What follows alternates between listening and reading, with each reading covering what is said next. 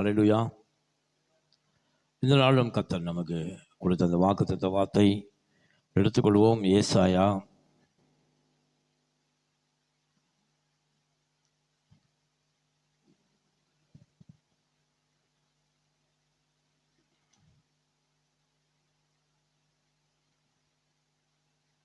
40வது அதிகாரம்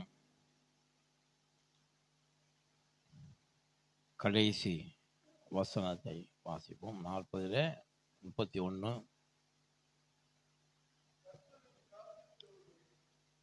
கர்த்தருக்கு காத்திருக்கிறவர்களோ புது பலன் அடைந்து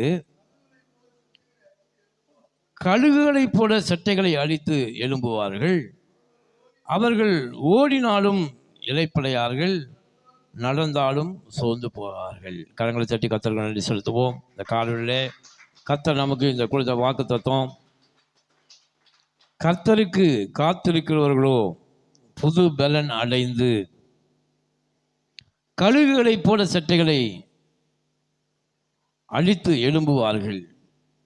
அவர்கள் ஓடினாலும் இளைப்படைய மாட்டார்கள். ஹல்லேலூயா. நடந்தாலும் சோர்ந்து போக மாட்டார்கள். ஹல்லேலூயா.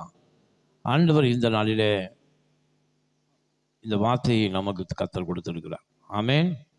கர்த்தருக்கு காத்திருக்கிறவர்கள் யார்? கர்த்தருக்கு காத்திருக்கிறவர்கள் 2 காத்திருப்பு இருக்குது. ஒன்று, தேவனுடைய வருகைக்காக காத்திருக்கிறவர்கள். 2வதாக தேவன் நம்மை ஆசீர்வதிக்கும்படி காத்திருக்கிறவர்கள். ஹல்லேலூயா. பாருங்க, விசுவாசத்தோடு காத்திருக்கிறவர்களை குறித்தும் இங்கே ஆண்டவர் சொல்லுகிறார்.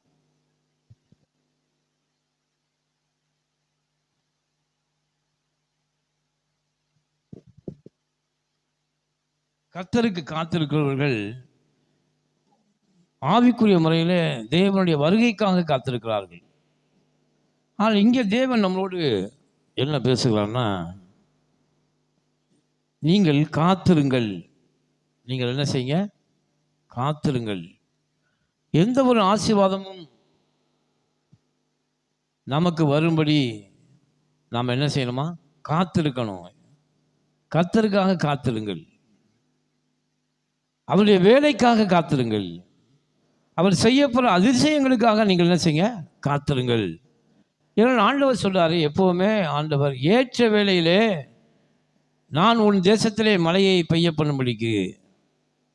அப்போ ஏற்ற வேளையில் வருகிற வரை யார் காத்திருக்கிறார்களோ அவர்களே ஆசீர்வதிக்கப்பட்டவர்களாக இருக்கிறார்கள். ஹல்லேலூயா. கர்த்தருடைய வேலைக்காக நாம் காத்திருக்க வேண்டும். அவருடைய கைகளின் கிரியைகளை நம்மிடத்தில் செயல்படும்படி நாம் காத்திருக்க வேண்டும்.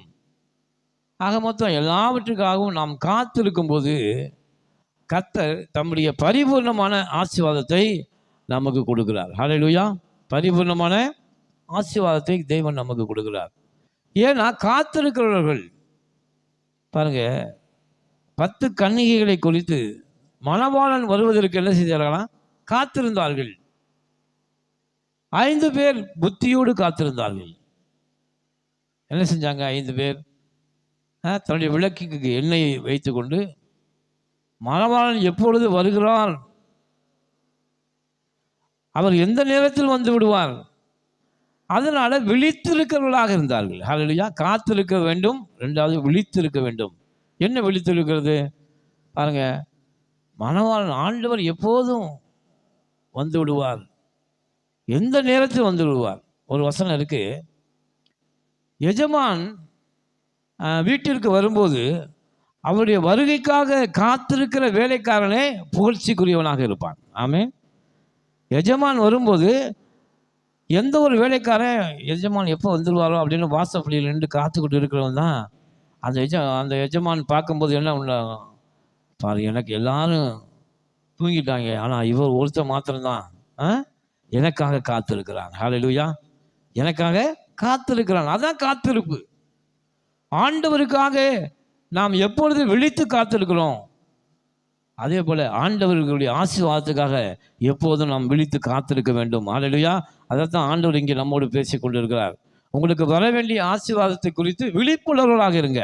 எப்போ இந்த ஆசீர்வாதம் எனக்கு வரும், எப்பொழுது தேவன் எனக்கு இதை செய்து முடிப்பார், அதை குறித்து கண்ணும் கருத்துமாக இருக்கும்போது எஜமான் என்ன நினைப்பாரு, ஆகா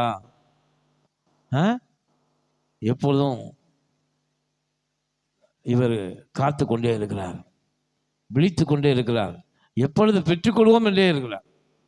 அப்ப ஆண்டவர் என்ன நினைப்பாருன்னா, சரி யாரெல்லாம் விழித்து இருக்கிறார்களோ, யாரெல்லாம் காத்து கொண்டு இருக்கிறார்களோ, யாரெல்லாம் வாங்குவதற்கு ரெடியாக இருக்கிறார்களோ அவர்களுக்கு தான் முதலிலே தேவன் தம்முடைய ஆசீர்வாதத்தை கொடுக்கிறார். ஹல்லேலூயா. அவர்களுக்கு தான் கூட. ஏன்னா காத்து கொண்டு இருக்கிறாங்க. இந்த 5 கன்னிகைகளே 5 பேர் தூங்கிட்டாங்க. 2வது 5 பேர் என்ன செஞ்சாங்க, புத்தியும் இல்லாதவர்களாக இருக்கிறார்கள், எண்ணெயும் கொண்டு போகல. அப்போ மணவாளன் வந்துட்டாரு. மணவாளன் வரும்போது விழித்திருக்கிற அந்த 5 கன்னிகைகளும் என்ன செய்தாங்களாம், அந்த மணவாளனோடு அந்த கல்யாண மண்டபத்திலே உள்ளே போய்விட்டார்கள். கதவு அடைக்கப்பட்டு விட்டது. மற்ற 5 பேர் என்ன செய்தாங்க, அவர்கள் தேவனுக்காக காத்திருக்கவில்லை. தேவனுக்காக என்ன செய்யல, காத்திருக்கவில்லை. 2வது, தேவன் வரும்போது என்னை ஒரு அபிஷேகத்தோடு கூட இருக்கணும் அப்படின்னு நினைக்கல. அவர்கள் காத்திருக்கவில்லை. அவர்கள் தேவனுடைய ராஜ்யத்தை அசட்டையாக எண்ணினார்கள். மணவாளனை குறித்து அவங்களுக்கு என்ன இல்லை, பயம் இல்லை. எஜமானை குறித்து ஒரு பயம் இல்லை. அதனால அவர் வந்து விட்டார். இப்போ அவங்க வைத்திருந்த விளக்கு அணைந்து விட்டது. காரணம் என்ன, எண்ணெய் இல்லை. இப்போ போய் அவங்க மற்ற 5 பேர்கிட்ட கேட்குறாங்க, ஐயா கொஞ்சம் எண்ணெய் கொடுங்க, நாங்களும் பற்ற வச்சுக்கிறோம் இந்த விளக்கை, நாங்களும் கல்யாண மண்டபம் உள்ளே வரணும் அப்படின்னா. அப்போ அவங்க என்ன சொல்கிறாங்க, ஐயா நீ போய் கடைத்தெருவில் போய் என்ன செய்ய, இந்த எண்ணெயை வாங்கிட்டு வா. ஏன்னா இந்த இருக்கிற எண்ணெய் எங்கள்டும் கொஞ்சமாக தான் இருக்குது, இதை நான் உங்களுக்கு கொடுத்துட்டா இதுவும் பத்தாமல் அணைந்து போய்விட்டால் ஒருவருமே உள்ளே போக முடியாது. 5 பேர் அதனால் நீங்கள் போய் கடையில் போய் வாங்கிக்குங்க அப்படின்னு சொன்னா. கடையில் போய் வாங்கிட்டு வர வரைக்கும் மணவாளன் காத்து கொண்டு இருக்க முடியுமா, நிற்க முடியுமா? அவர் கடையில் போய் வாங்கிட்டு வர வரைக்கும் நிற்க முடியாது. அவர் உள்ளே போய் விடுவார், பரலோக ராஜ்யத்துக்குள்ளே அவர் பிரவேசி. அதனால தான் ஆண்டவர் சொல்றாரு, காத்திருங்கள். ஹல்லேலூயா. காத்திருப்பது என்றால் பொறுமையுடனே இருப்பது, தேவனுடைய ஆசீர்வாதத்தை எப்பொழுது பெற்றுக்கொள்வோம் என்று காத்திருப்பது, அவர் எப்பொழுது ஆசீர்வதிப்பார் என்று நாம் பொறுமையாக இருப்பது. ஹல்லேலூயா. அதுதான் காத்திருக்கிறவர்கள். அவர் பாருங்க சொல்றாரு,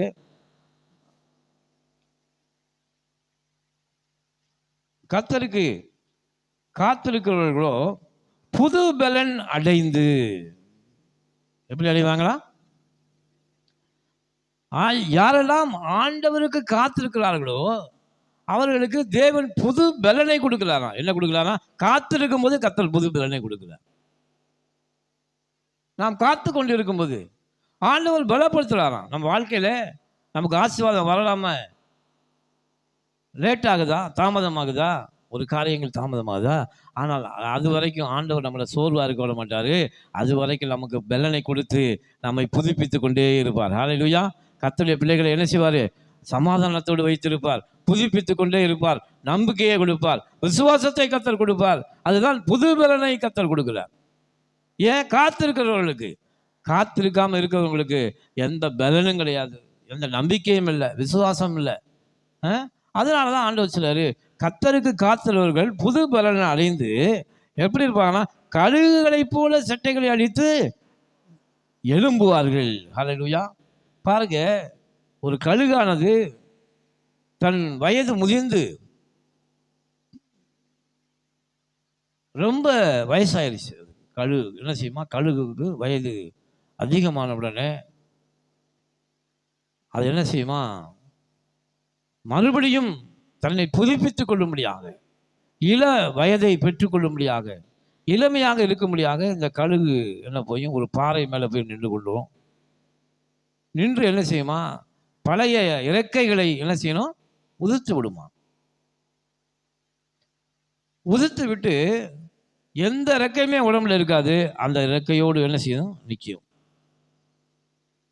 கொஞ்ச நாளாக அந்த சூரிய வெளிச்சம் பட்டு புது இறக்கைகள் முளைக்க ஆரம்பிக்கும். ஹல்லேலூயா.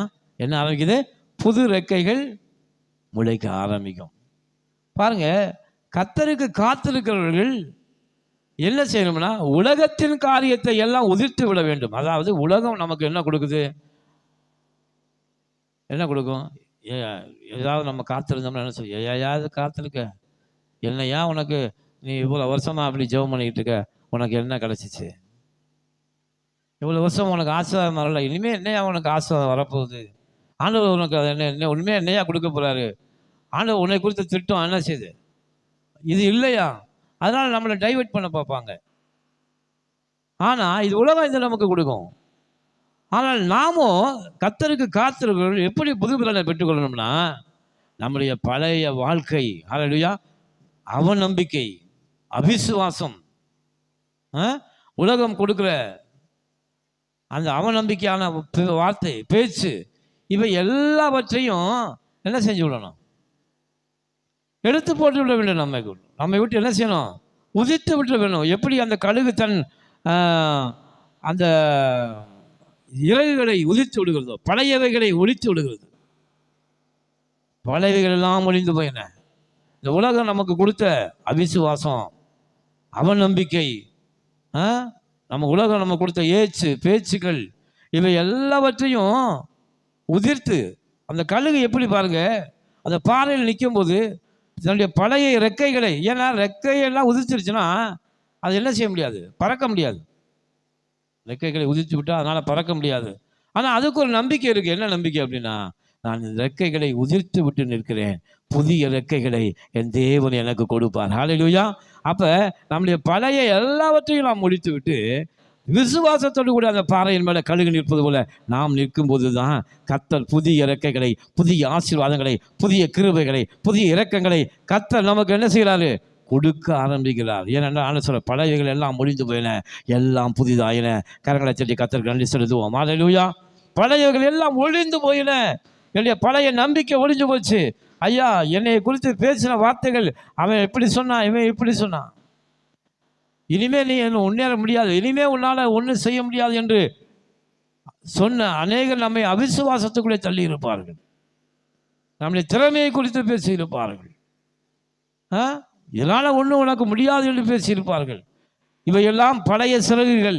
இந்த சிறகுகளை எப்போது நாம் நம்பிக்கையோடு ஒரு பாறையில் மேலே நின்று உதிர்த்து விடுகிறோமோ, அப்பொழுது ஆண்டவர் பார்க்குறாரு, நம்பிக்கை, ஹல்லேலூயா, உன் நம்பிக்கை வீண் போகாது என்று கர்த்தர் சொல்லுகிறார். ஹல்லேலூயா. கழுகுகளுடைய நம்பிக்கையை வீண் போகக்கூடாத செய்கிற தேவன் நம்முடைய பழைய காரியங்கள் எல்லாம் ஒழித்து விட்டு, பழையவைகள் எல்லாம் ஒழித்து விட்டு புதிய விசுவாசத்தோடு, ஹல்லேலூயா, புதிய நம்பிக்கையோடு, புதிய கிருபையோடு, புதிய இரக்கத்தோடு, புது சிருஷ்டியாய் நாம் அந்த பாறையில் மேல் நிற்கிற கழுகுகளைப் போல எல்லாவற்றையும் தேவனுக்காக நான் ஒப்பு கொடுத்து விட்டேன். ஆண்டவர், என்னுடைய பழைய காரியங்களை நான் ஒழித்து விட்டு உம்முடைய மிகப்பெரிய கிருபைக்காக, புதிய சிருஷ்டிக்காக காத்திருக்கிறேன் என்று யாரெல்லாம் தேவனுக்காக அந்த பாறையின் மேலே காத்திருக்கிற கழுகை போல இருக்கிறார்களோ, அவர்களுக்கு கர்த்தர் புதிய ஆசீர்வாதங்களை கொடுக்க வல்லமையுள்ள தேவனாக இருக்கிறார். ஹல்லேலூயா. புதிய இரக்கங்களை கொடுக்கிறார், புதிய நம்பிக்கையை கொடுக்கிறார், புதிய வாழ்வை கொடுக்கிறார், புதிய ஜீவனை கர்த்தர் கொடுக்கிறார். ஹல்லேலூயா. அதான் கர்த்தருக்கு காத்திருக்கிறவர்களோ புது பலனிலிருந்து கழுகுகளைப் போல செட்டைகளை அடித்து எழும்புவார். பாருங்க, இந்த கழுகு புதிய ரெக்கைகள் முளைத்த உடனே இப்போ என்ன செய்யணும்? ஏற்கனவே அதற்கு இந்த ரெக்கைகள்லாம் பிஞ்சு ரொம்ப, அப்போ அதனால் உயர பறக்க முடியாது. அதனால் வயதான உடனே ரெக்கைகள் எல்லாம் ரொம்ப பழுதுபட்டு ரெக்கைகள் எல்லாம் சீரில்லாமல் இருக்கிறதுனால மிக உயரத்தில் அதனால் பறக்க முடியாது, வயசாயிருச்சு. நம்மளுடைய வாழ்க்கையில் என்ன செய்யணும்? ஐயோ, நம்மளால் இதுக்கு மேலே போக முடியாதா? ஏன்னா நம்மளுடைய நம்பிக்கையும் அவிசுவாசமும் நம்மளை என்ன செய்யும்?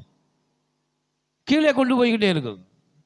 ஐயோ, நம்மளால் இதுக்கு மேலே பறக்க முடியாதா? இதுக்கு மேலே நம்மளால் உயர முடியாதா? இதுக்கு மேலே நமக்கு ஆசீர்வாதம் வர முடியாதா? என்னால் இதுக்கு மேலே பெரிய ஆளாக வர முடியாதா என்று நம்மை யோசிக்க வைக்கும் அவிசுவாசங்கள், அவன் நம்பிக்கைகள். அதுதான் பழைய கழுகு. அதையெல்லாம் தூக்கி தூர போட்டுட்டு தான் நக்கிது. ஹல்லேலூயா. இப்போ பாருங்கள், நம்முடைய வாழ்க்கையிலும் கூட இந்த பழைய அவிசுவாசங்களை நாம் இழுத்து விடும்போது கர்த்தர் புதிய ரெக்கைகளை கொடுக்க ஆரம்பிக்கிறார். ஹல்லேலூயா. இப்போ பாருங்கள், இப்போ தான் என்ன செய்தான், எப்படி இந்த கழுகானது இள வயதிலே குஞ்சாக இருந்து உன் வயது வாழ வயது போல மாறும் என்று கர்த்தர் சொல்லுகிறார்.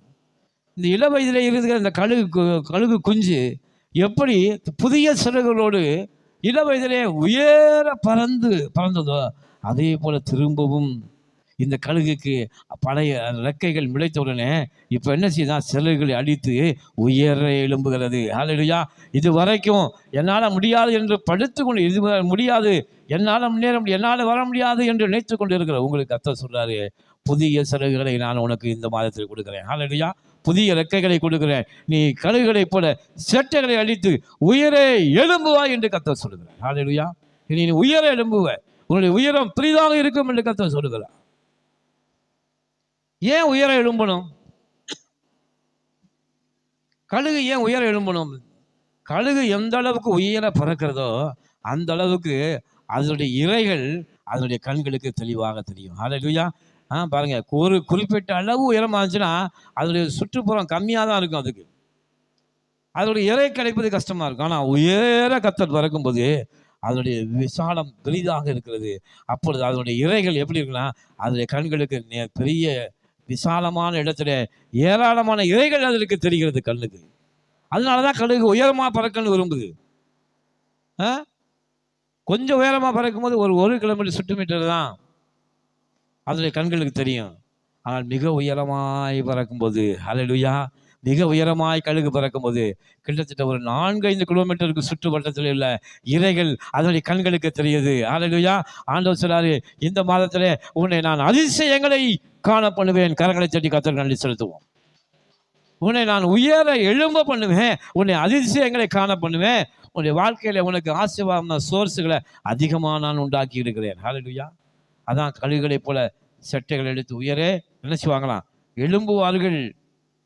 கழுகுகளைப் போல செட்டைகளை என்ன அழித்து உயரே நாம் எழும்ப வேண்டும்.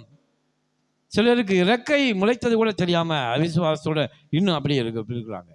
கர்த்தர் நமக்கு புதிய இறக்கைகளை புதிய விசுவாசத்தை கொடுத்துருக்காரு. அதை வைத்து நாம் உயர எழும்ப முடியாமல் அநேகர் இருக்காங்க. ஆண்டவர் சொல்றாரு, உனக்கு நான் கொடுத்த அந்த புதிய இறக்கைகளை கொண்டு நீ உயர எழும்ப பாரு. ஹல்லேலூயா. உயர என்ன செய்யணும், நீ எழும்ப வேண்டும் என்று கர்த்தர் விரும்புகிறார். கழுகு என்ன செய்யுமா, தன் குஞ்சுகளுக்கு எப்படி பறக்க கற்றுக் கொடுக்குமா?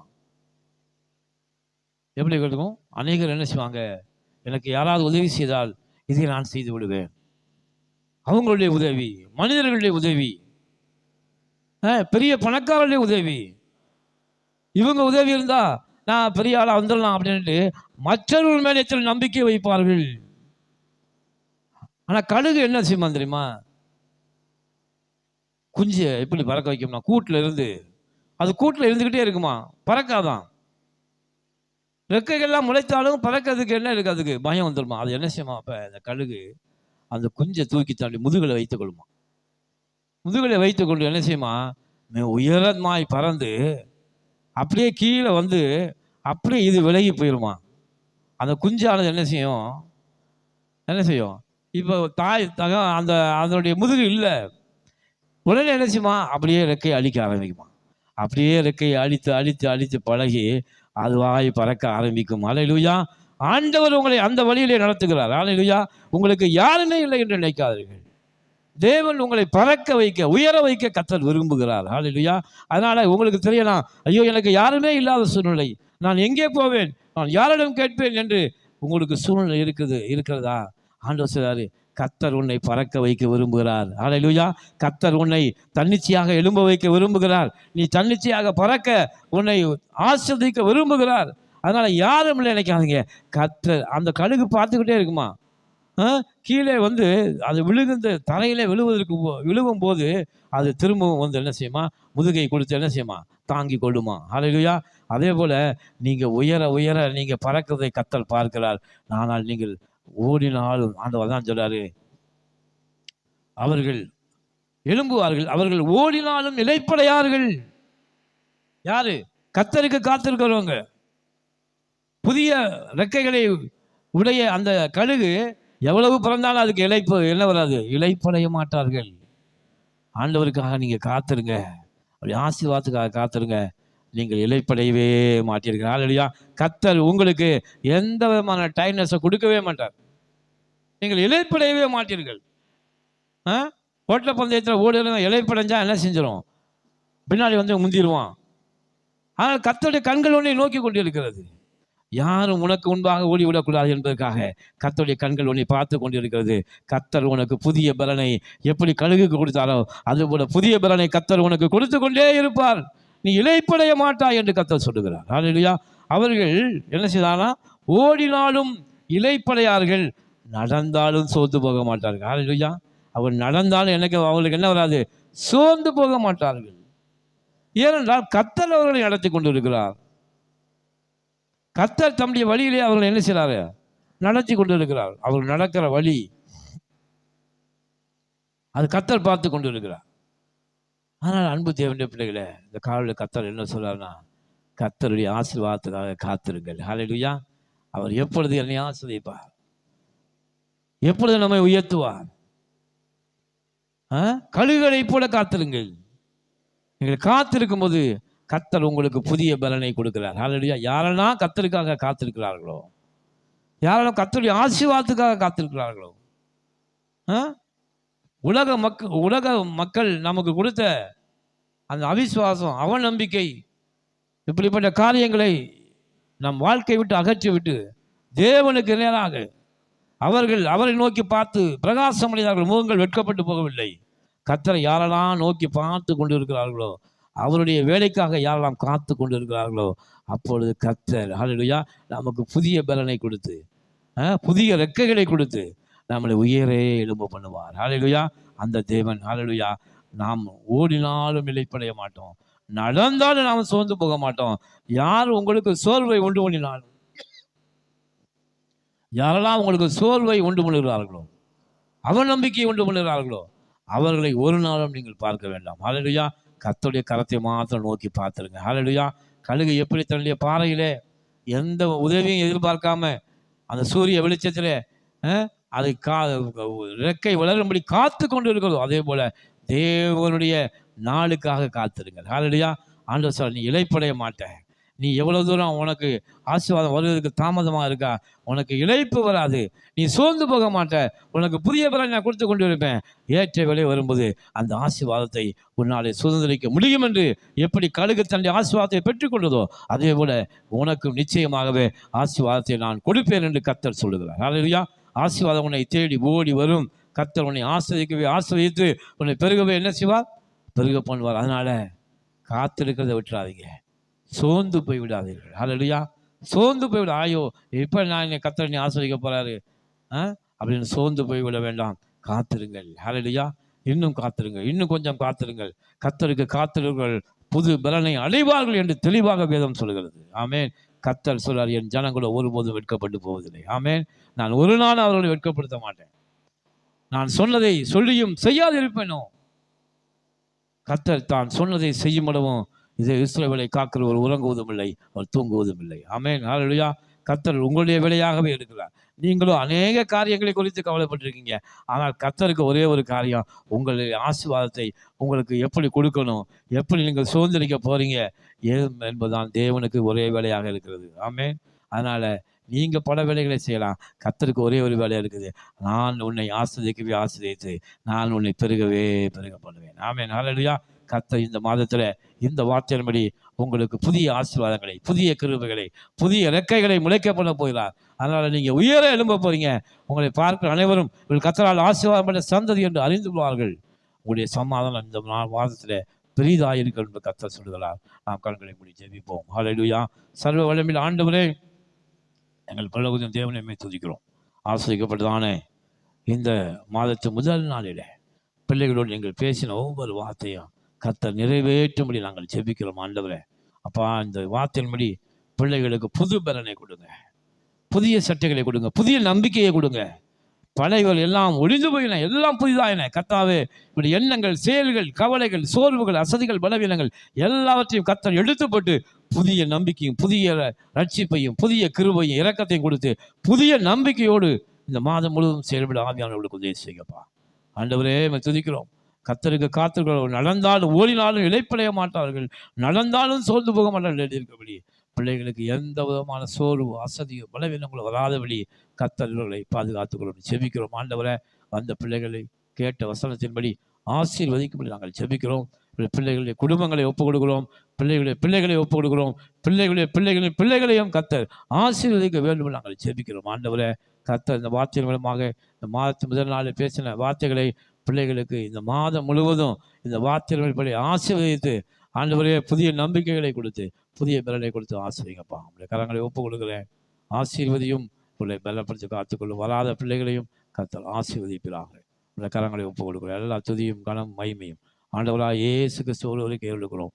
ஜீவனுள்ள நல்ல பிதாவே, ஆமென், ஆமென். ஆத்துமாவே கர்த்தரை ஸ்தோத்திரி, என் முழு உள்ளமே அவருடைய பரிசுத்த நாமத்தை ஸ்தோத்திரி. என் ஆத்துமாவே கர்த்தரை ஸ்தோத்திரி, அவர் செய்த சகல உபகாரங்களையும் மறவாதே. ஆமென், ஆமென். அல்லேலூயா.